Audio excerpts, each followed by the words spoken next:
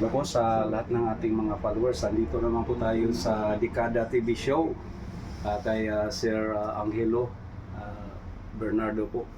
Dito at bumalik po tayo sa kanyang shop dahil ay meron po tayong binalikan at atin pong nagustuhan. Kaya ito po yung mga item po.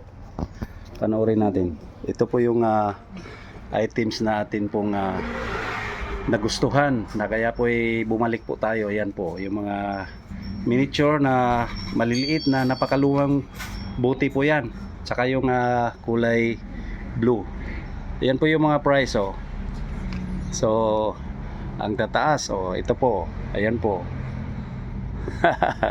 So maski ganyan yan mga idol at nagkakahalaga na rin.